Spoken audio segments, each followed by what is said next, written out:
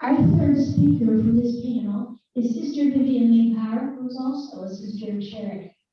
In 2012, Sister Vivien completed 10 years as the Provincial Superior President of the United States Province of the Sisters of Charity of Seton Hill.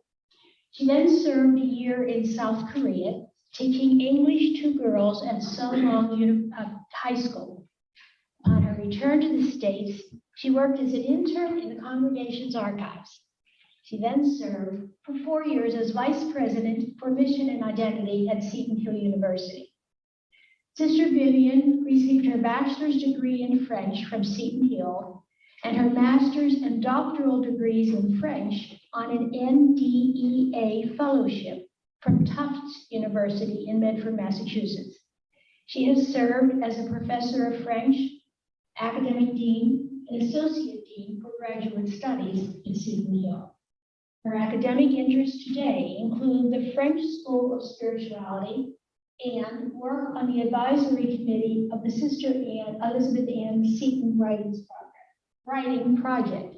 Sister Vivien's topic today is Caritas Christi Urget Nos, Archives, Charism, and Future Planning for Leadership.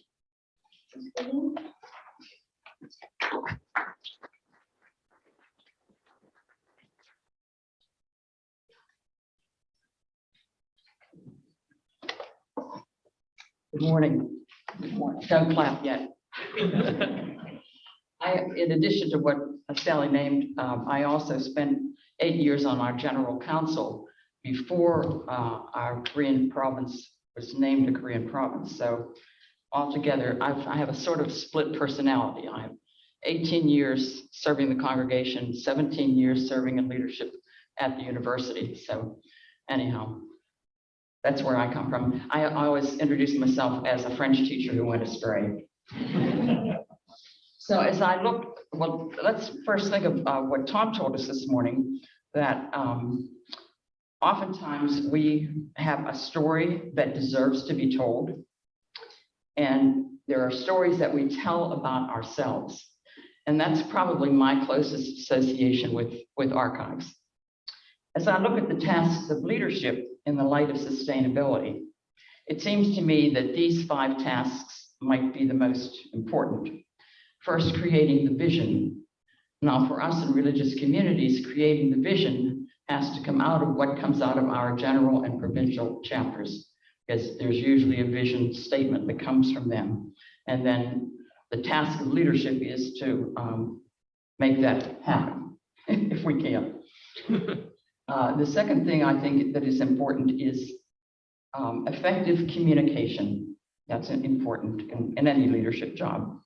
Managing the human capital, that's all the good people we have, like Casey and Sister Louise and all the people who help this to happen. Managing processes and data, and then finally evaluating progress. That seems to me to be what you do as a leader. Now, in the daily, someone asked me once, well, what do you do every day? Well, that's very hard to answer because you don't do the same thing every day. And you don't always have the same crises arise day by day. So it's a hard thing to answer, really. In today's world, technology, especially in the management of processes and personnel, seems to have taken a giant leap forward in importance. Getting good expert advice in the areas which may not be our strengths. I'm 81 years old, so I can use a computer, but I'm a little limited, I think. Particularly in assessing what's new and really useful and what is the best use of our resources, that seems to me to be the crucial task. I read this statement recently. The most promising path to sustainability is the new technology. Computers, digitizing parts of our collections, new methods of preservation, new ideas for sharing what treasures we have in our archives. All these facets of technology aren't new to our archivists. They're on the cutting edge of what's happening. We as leaders need to be in active communication with our archivists and considering the budget implications of what needs to happen next. We all live in situations of budget constraints. I don't think anybody in this room hasn't realized that. In most active religious congregations, as we've heard a couple times this morning, the number of earners is greatly reduced, since the majority of our membership are ages 70, 80, 90, and 100. We do have a few 100-year-olds. We need to rely more on donors than on our earners, on grants, budget reductions, sale of properties. Those are our sources of income. We also seek help in creating new connections and perhaps rekindling some of the older ones, especially those fostered by our long-term sponsored ministries. And that's, I think, a path to identifying new audiences for what our archives have to offer. On this pin, it says, "The charity of Christ urges us." That's what we're about. And this motto, this symbol is worn by all the Seton Hill Sisters of Charity. From the perspective of a congregational leader, the focus on our charism and how it continues to live on in our ministries today and into the future is a vital concern that can never be far from the minds of leaders. Having access to the information on where and how we have served, the history of our sponsored works, and the influence of our ongoing mission is always on the minds of our leaders. No matter how long we've been in the community or in an office of leadership, we don't know it all. Valuable records, oral histories, awards won by our sisters, written accounts by our sisters, famous or infamous, are all markers of the past that can encourage us to look forward. These are sources of education for all of our members, American and Korean. We have a Korean province now, an American province, and a general government that sits over them. For members of our Seton family who are members of the laity, older and newer members of both provinces. Here are a few examples of favorite stories from our archives. How did Sister Rosalie O'Hara, who started a radio and television school in the 1940s in the Pittsburgh diocese so that she could get teenagers involved, how did she get to meet and befriend actor Charlton Heston? That's a fun story. And can you imagine Sister Florence Marie Scott? Remember what those habits look like up there in those pictures? In full habit. She's a famed professor of biology at Seton Hill. She's now in our graveyard. In full traditional habit, doing her marine biology research at Woods Hole in Massachusetts over many summers. I don't know how she did. And another person whose name you've heard today is Mother Aloysia Lowe. Mother Aloysia came from the Cincinnati Sisters of Charity.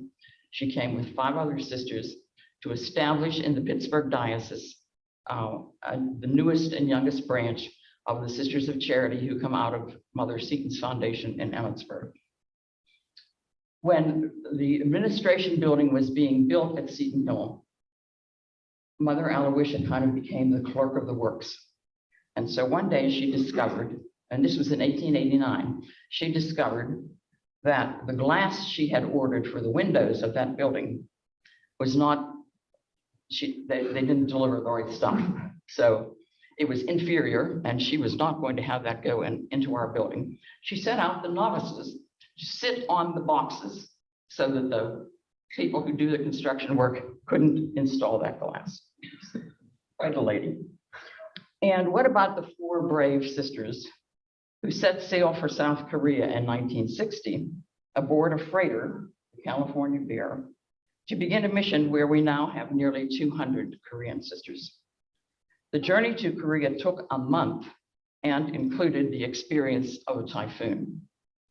And right now I'm working on a journal written by one of those 4 sisters, the only one that's still alive. She's in her 90s. She kept a journal of her experiences in those early days in Korea.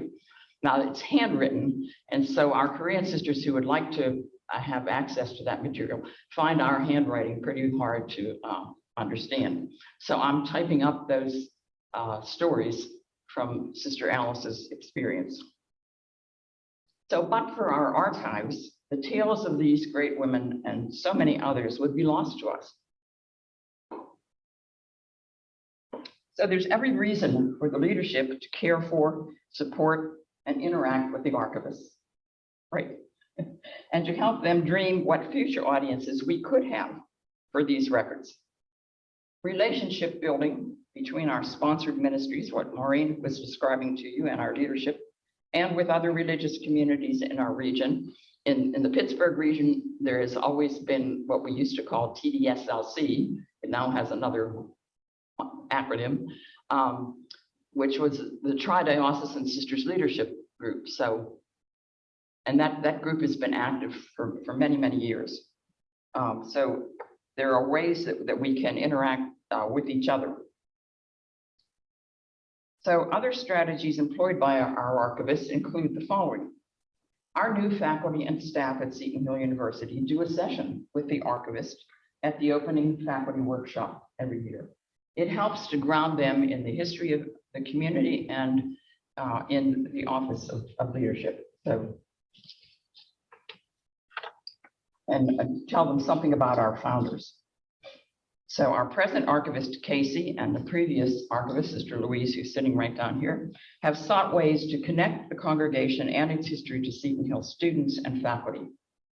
Students have done internships in the archives, have worked there and done special projects, and sometimes writing blogs about their experiences and their favorite findings. The university has welcomed our displays and displays them. Like you saw where the wall was, that's in the administration building, on what we call the parlor floor. So they have been able to have some of their displays in the parlors, and university supports that actively. Our nursing students learn about treating the elderly in a program conducted at our Mother House and Infirmary. And students and faculty from the music department come to sing with us and for us. And as Casey told you, a most recent development is that she is now becoming the Seton Hill archivist as well as the Sisters of Charity archivist. And that arrangement has been worked out between the two administrations. So I think that's a really good example of how you can keep this going. Our archivists have also created blogs online about fascinating stories from our long history. The sisters surviving the Johnstown flood of 1889 is always a favorite and amazing tale. We have a photograph of what was left of the house that they were in. So when the flood started, the house was whole. But by the time the flood had passed through, there was just one section of that house still standing. And the 9 people who were in the house at the time were they took the Blessed Sacrament and went to the 3rd floor, and they all survived. It's really an amazing story. Another blog that I enjoyed reading was a common feature to both campuses is our old-fashioned swings. And many generations of sisters, college students, families, and visitors have been on those swings. And they did a really nice job of talking about that. So the Catholic Church and our own American legal system depend upon documentation. I read these few sentences in the inaugural address of Cardinal Topo of India.